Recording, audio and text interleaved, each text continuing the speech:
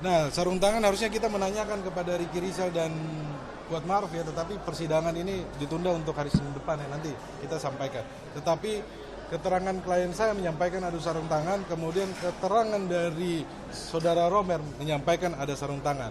Dan juga tadi hakim menanyakan kan, sarung tangan itu sarung tangan apa? Sarung tangan medis, karena di rumah itu selalu disediakan sarung tangan. Karena untuk kepentingan untuk PCR, untuk apa swab. Nah juga tadi disampaikan ke klien saya adalah tentang lemari senjata yang ada di Rumah Saguling lantai 3. Berdasarkan sidang hari ini di Senin depan itu apa yang bakal dikejar sama Abang? Nanti kita akan sampaikan pas persidangan ya. Tadi saya sudah kasih bocoran soal sarung tangan. Karena yang berubah-berubah BAP itu adalah saudara Ricky Rizal dan Kuat Maruf, bukan klien saya.